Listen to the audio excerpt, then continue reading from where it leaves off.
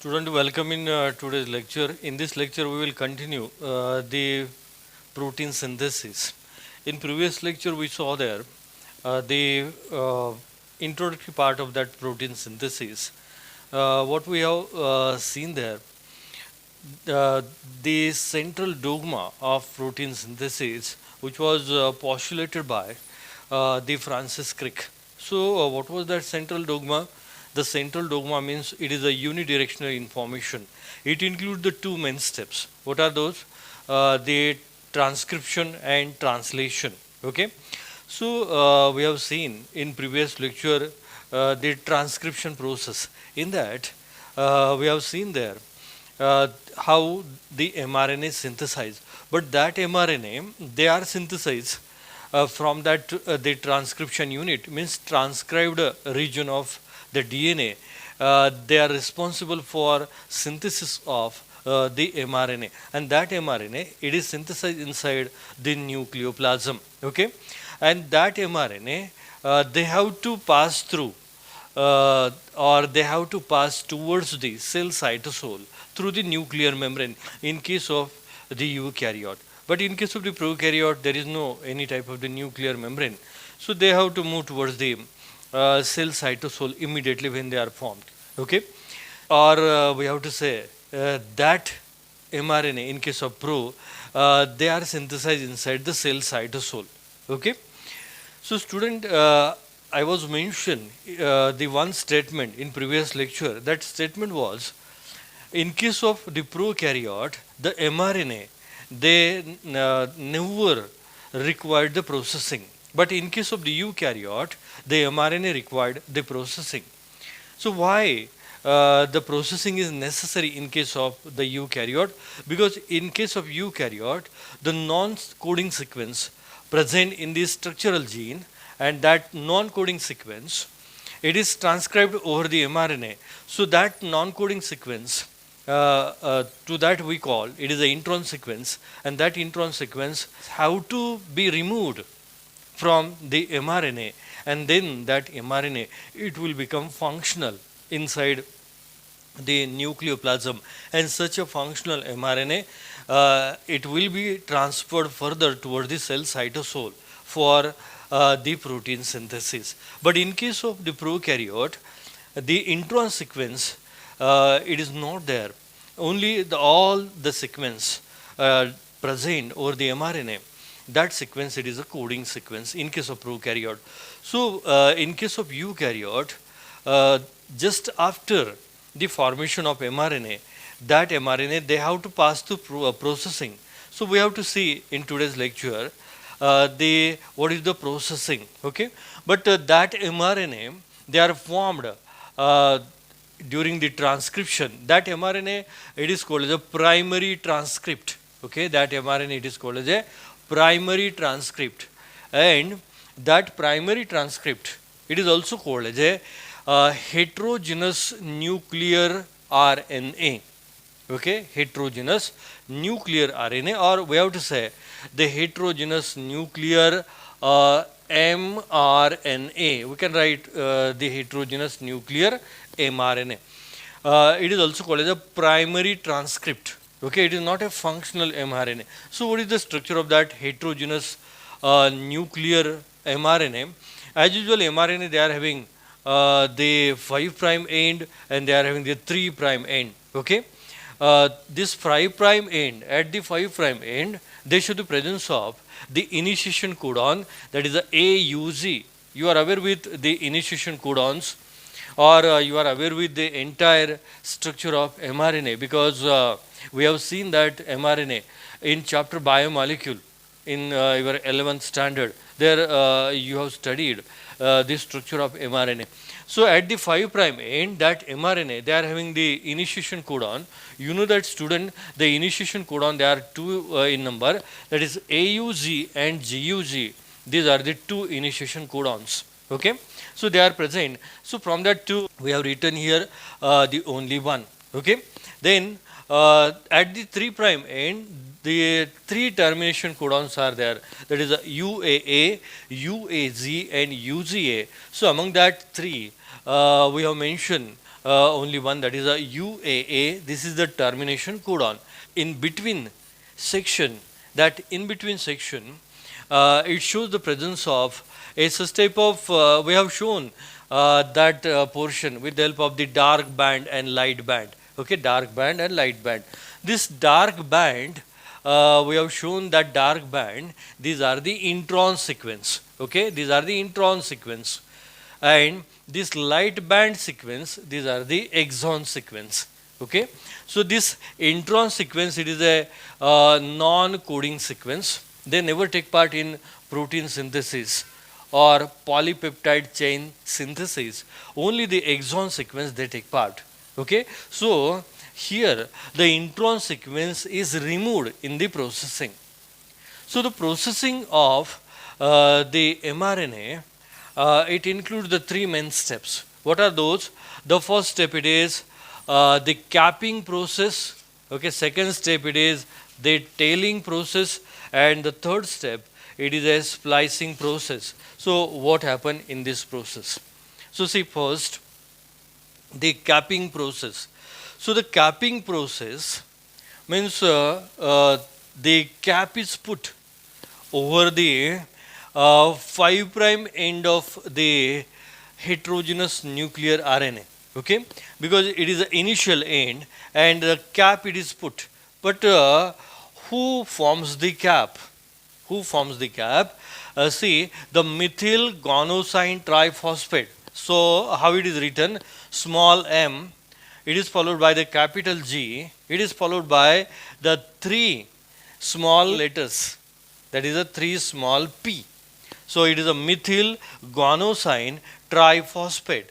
So this methyl guanosine triphosphate, it is attached at the 5 prime end, because the 5 prime end, it is the initial end of that the heterogeneous nuclear RNA. Okay, so this is called as a capping. Okay, and the remaining heterogeneous nuclear RNA, it is as it is. Okay, because there is no any type of the further change, only the change it is at the 5 prime end, and so the name is given, it is a capping. Okay, capping process. Then capping process, it is followed by the tailing process. Tail म्हणजे मराठीमध्ये आपण त्याला शेपूट असं म्हणतो किंवा शेपटी असं म्हणतो, बरोबर आहे. आपल्याला डॉगमध्ये टेल दिसते, कॅटमध्ये टेल दिसते, ती टेल. तर टेलिंग प्रोसेसमध्ये काय केलं जातं, हे कॅपिंग प्रोसेस ही तशीच असेल. Methyl guanosine triphosphate. Okay, it is present, it is attached at the 5 prime end of the heterogeneous nuclear RNA. And then the tail, the tailing process means what? The tail is attached at the 3 prime end of the heterogeneous nuclear RNA.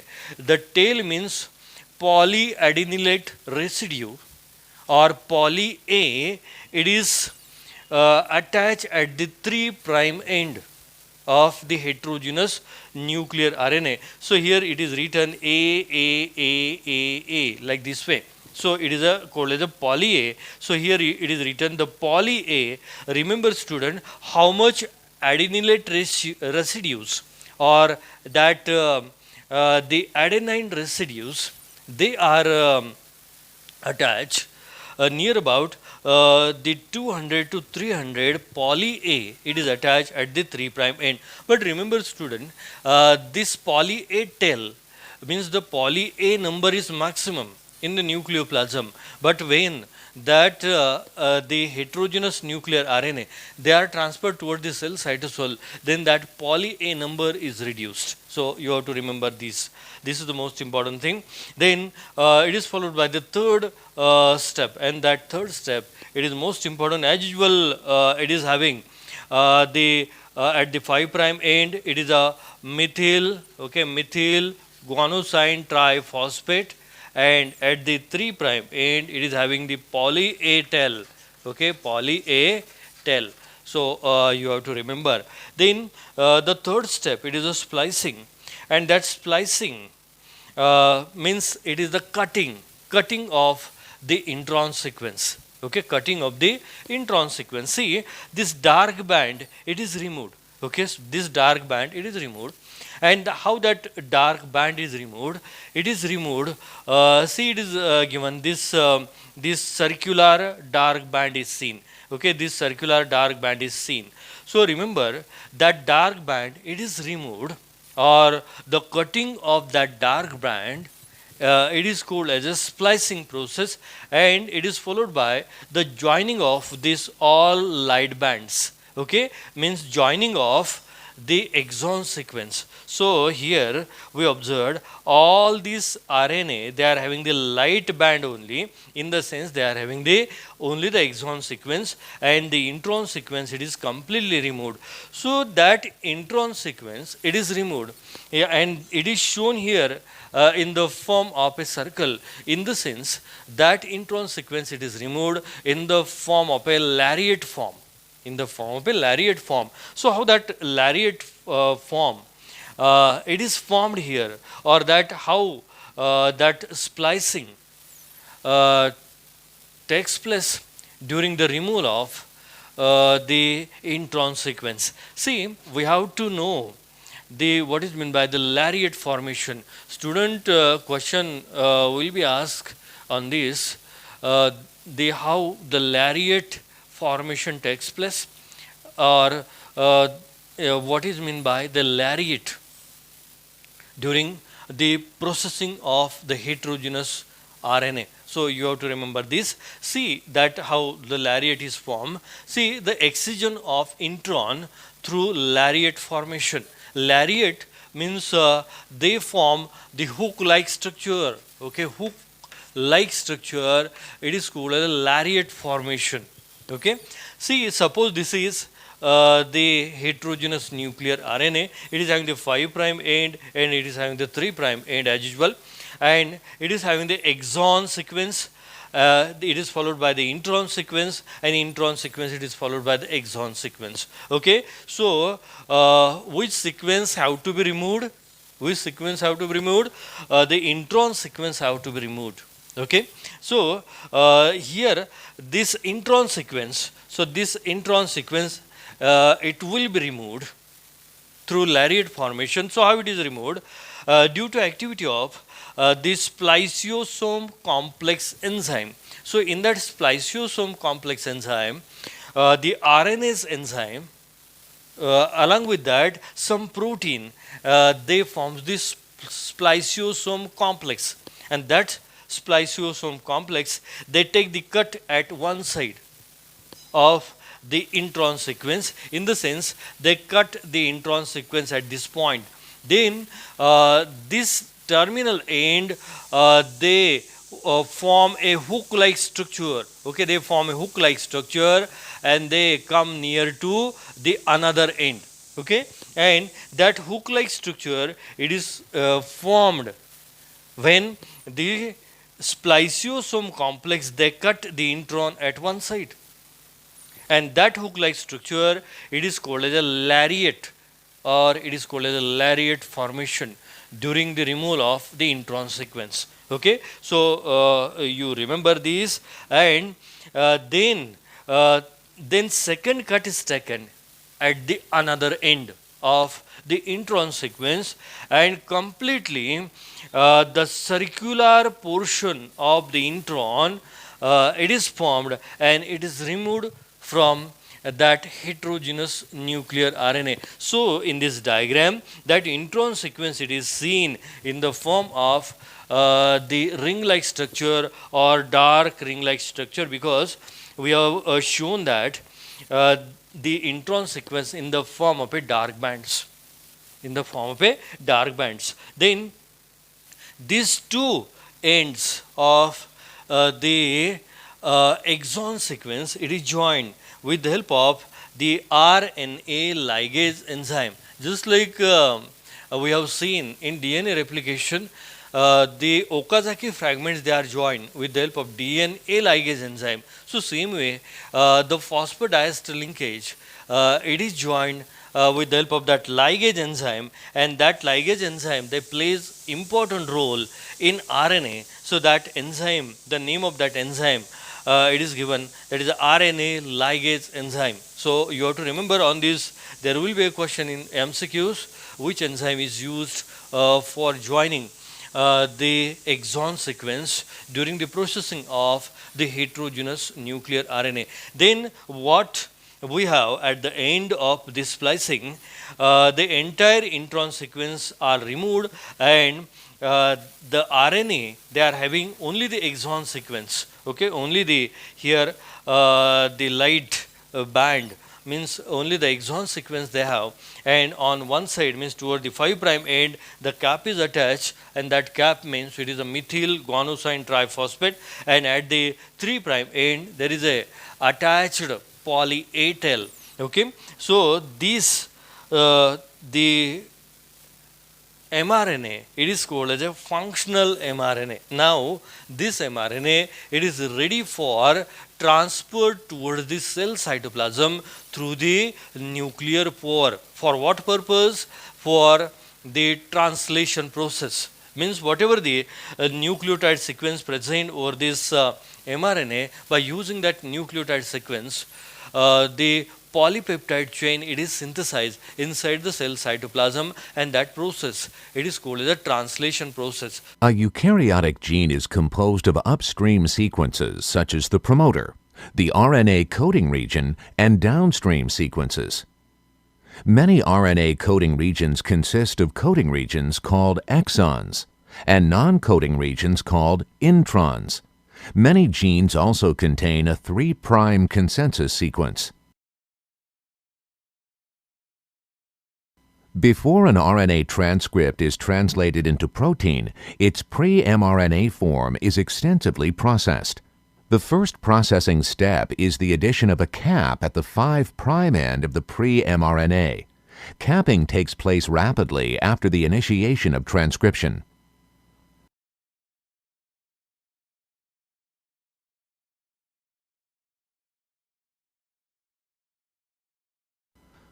RNA processing continues with polyadenylation. First, the pre-mRNA must be cleaved shortly after the 3' consensus sequence. Then, from 50 to 250 adenine nucleotides are added to the cleavage site.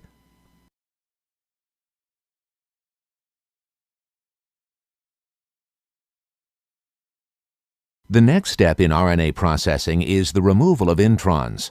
An intron contains 3 consensus sequences critical to splicing: a 5' splice site, a branch point, and a 3' splice site. In the first step of splicing, the 5' end of the intron is simultaneously removed from the upstream exon and attached to the branch point. In the second step, the 5' end of the downstream exon is removed from the intron as the exon is spliced to the upstream exon. Splicing continues until all introns are removed. The mature processed transcript is now called messenger RNA or mRNA and contains the 5' untranslated region, the protein coding region, and the 3' untranslated region. The mature and correctly processed mRNA is transported out of the nucleus and into the cytoplasm, where translation by a ribosome can take place. So student, now we will move towards the second most important part of the protein synthesis, that is the translation. What happened in the cell cytoplasm, in the sense in the next step of the protein synthesis, okay. That means what? When the mRNA, processed mRNA, when it is transferred toward the cell cytoplasm, what is takes place with respect to the translation? So now we will see the translation. The translation means what? आता इथे लक्षात घ्या, translation हा word तुम्ही इंग्लिशमध्ये ऐकलेला आहे. Translation म्हणजे आपण त्याला मराठीमध्ये भाषांतर करणं असं म्हणतो. मग इथे भाषांतर कशाचं केलेलं असतं? कारण इथे जो mRNA आहे, त्या mRNAवरती जो एक्झॉन सिक्वेन्स आहे, तो एक्झॉन सिक्वेन्स म्हणजे काय?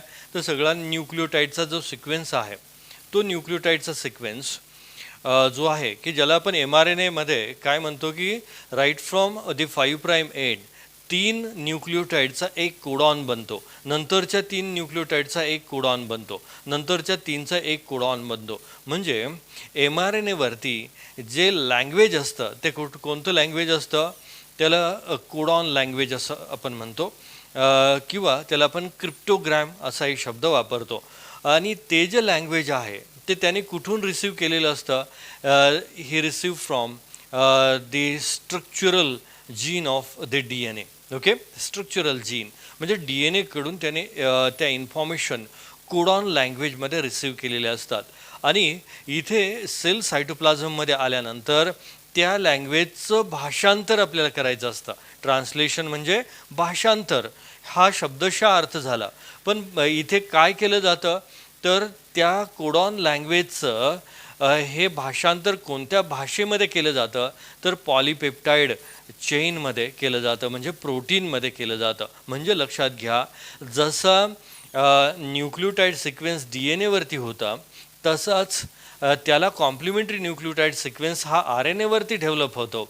म्हणजेच RNA DNA कडून जेनेटिक इन्फॉर्मेशन हे कोडॉन लँग्वेजमध्ये घेतं आणि नंतर त्या कोडॉन लँग्वेजचा उपयोग करून सेल सायटोप्लाझममध्ये रायबोसोमच्या मदतीने ही पॉलीपेप्टाईड चेन ही फॉर्म होते. म्हणजे प्रोटीन फॉर्म होतं. आणि तुम्हाला प्रोटीन हे माहिती आहे, प्रोटीन म्हणजे ॲमिनो ॲसिडची चेन.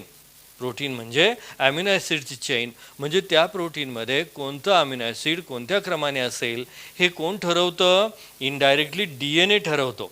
कारण DNA वरती ज्याप्रमाणे न्यूक्लिओटाईड सिक्वेन्स आहे त्याचा कॉम्प्लिमेंटरी न्यूक्लिओटाईड सिक्वेन्स mRNA वरती येतो. आणि mRNA वरचा न्यूक्लिओटाईड सिक्वेन्स वापरून हे प्रोटीन तयार होतं, हे लक्षात घ्या.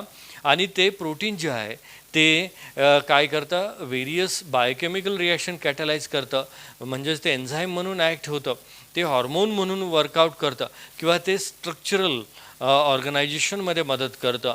म्हणजे लक्षात घ्या की प्रत्येक आपण सजीव जो आहे तो वेगळा दिसतो, कारण आपल्या शरीरामध्ये जो DNA आहे तो DNA हा वेगवेगळा आहे.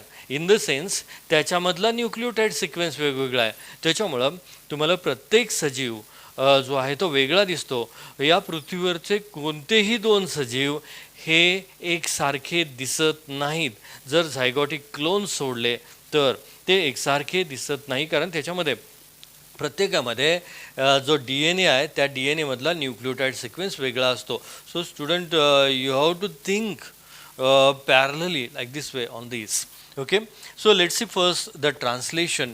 The translation means by using the codon sequence of mRNA, the polypeptide chain, it is synthesized inside the cell cytoplasm. It is called as a translation. But before the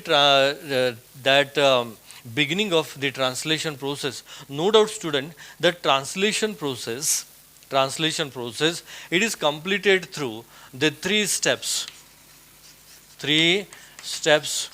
It is completed through the 3 steps. First step, initiation. Okay, initiation of the translation or initiation of the polypeptide chain, we have to say.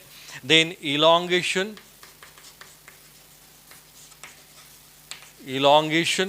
and the third step, it is the termination.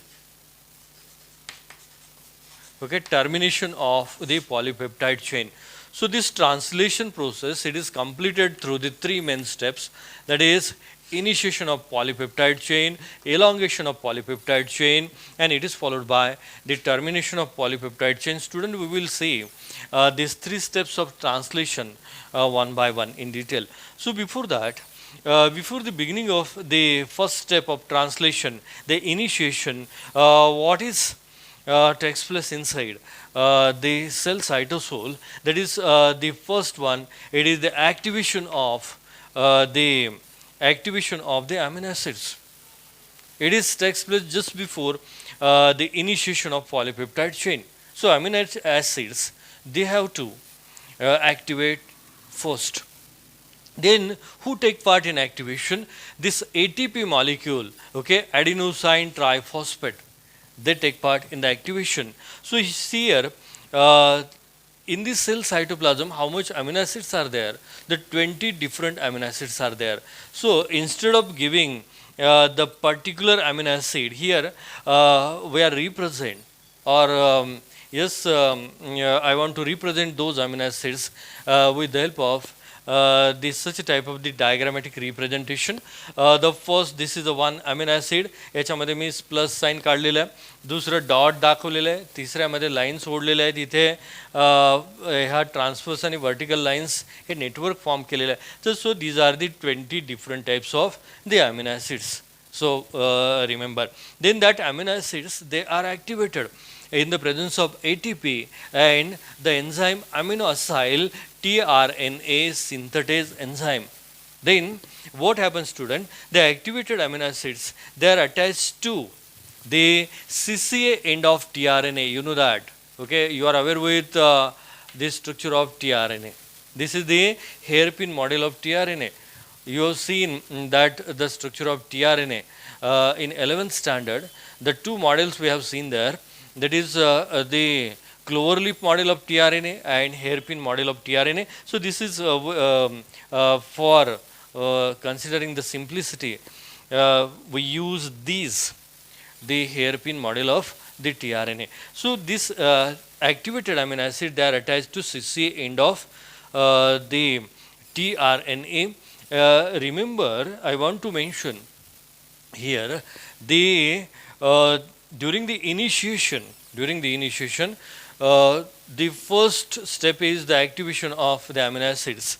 But question arises, which activated amino acid, they are attached to which tRNA? कोणतं amino acid active झालेलं amino acid कोणत्या tRNAला attach होईल? की लक्षात घ्या की ज्या tRNAचा जो अँटीकोडॉन आहे तो mRNAच्या कोडॉनला कॉम्प्लिमेंटरी असेल, mRNAच्या कोडॉनला कॉम्प्लिमेंटरी असेल, त्याच tRNAला हे ॲक्टिव्ह झालेलं अमिनो ॲसिड हे अटॅच होतं. कोणत्याही tRNAला ते अटॅच होत नाही. You know that in the cell cytoplasm, how much number of the tRNAs are there? There are the 40 different types of tRNAs are there. And on which basis we categorize the 40 different types? On the basis of anticodon they have. So on the basis of the anticodon they have, there are the 40 different types of tRNA in cell cytosol. And the 20 different types of the amino acids, they are there. So remember the specific, I want to mention the one statement here, the specific amino acid, they are attached to specific tRNA.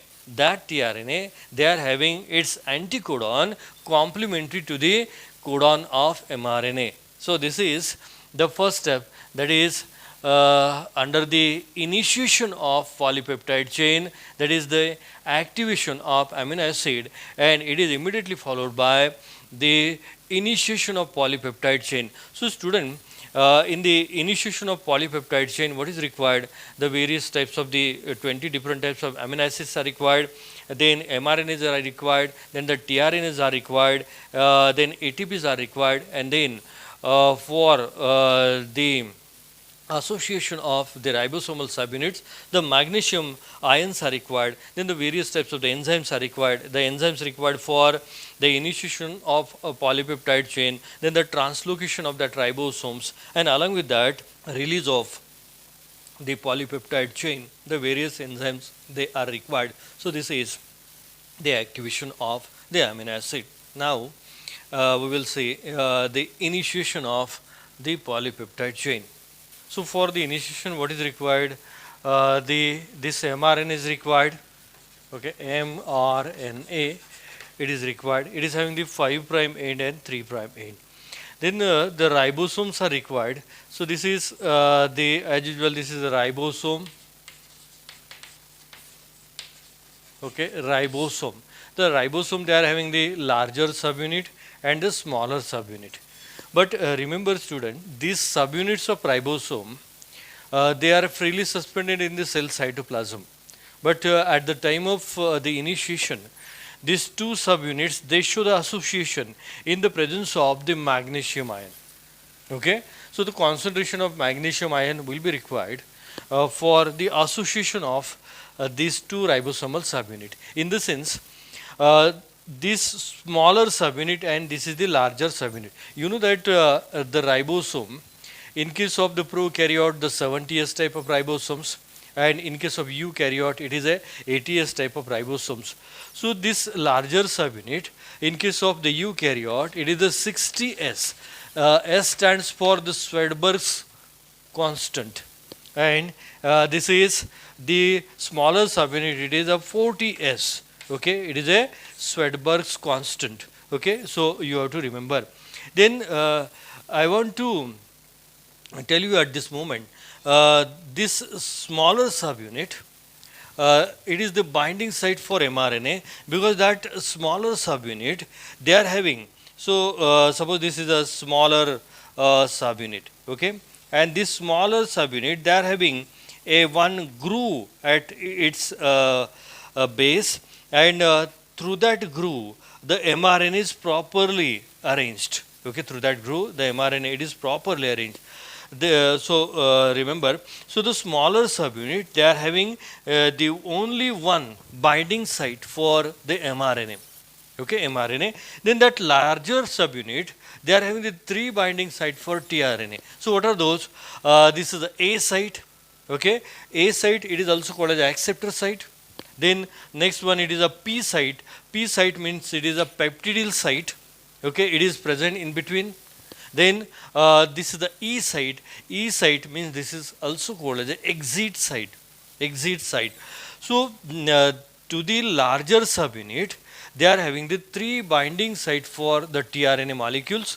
So you have to remember. So the first, the mRNA, they are attached to the smallest subunit, and that smallest subunit, they first acquire the first two codon of mRNA. So this is the first codon, it is the initiation codon AUG, and another codon, it is whatever it may be the another codon. Okay, then this is the third codon, then this is a fourth codon, like this way, and at the end what is the codon? It is a termination codon. So we have mentioned here the UAA, it is a termination codon.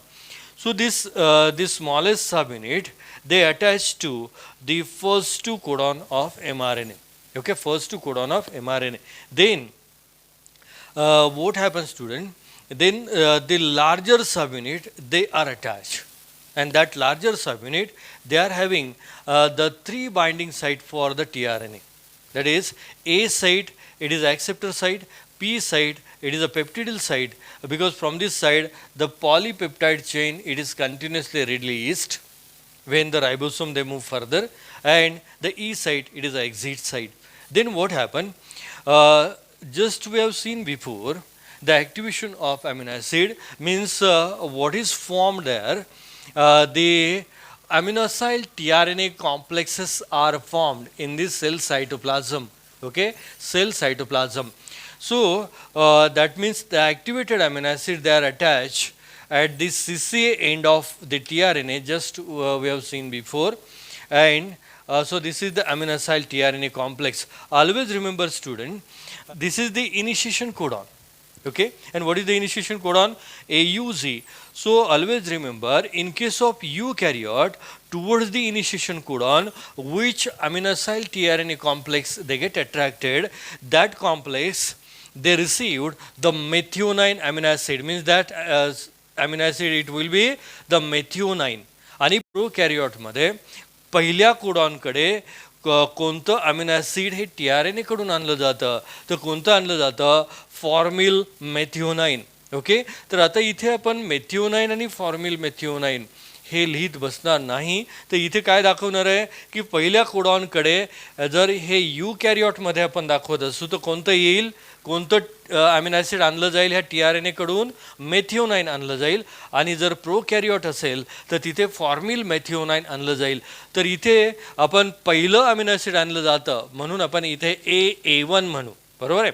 So this aminoacyl tRNA complex they directly received, okay, directly received, initially they directly received at the P site, okay, they directly received at the P site So this amino acyl tRNA complex, it is directly received at the P site, and this is the amino acid AA1.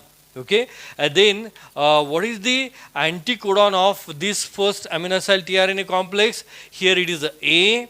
Okay, then what is the complementary anticodon present over the tRNA? A T pairing असतं, टीच्या ऐवजी are N एमध्ये काय असतं, you असतं. So here it is a you and you इकडे काय असतं, ए. Okay, U A, आणि इकडे जर इथे जी आहे तर इकडे काय असेल, सी असेल. म्हणजे अँटीकोडॉन हा या कॉम्प्लेक्सचा काय असेल, इथे यू ए सी असेल.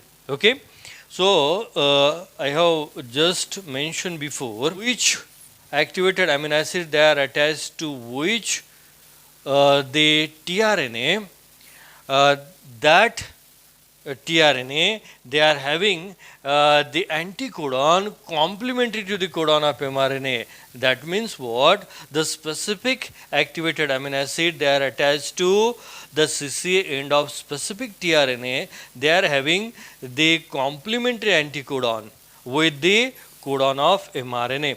So you have to remember, and then here always remember at the initial stage the amino acyl tRNA complex, it is directly received toward the P site, and then this A site it is vacant. So this is vacant A site. Okay, this is the vacant A site. So this is, student, this is the initiation of polypeptide chain.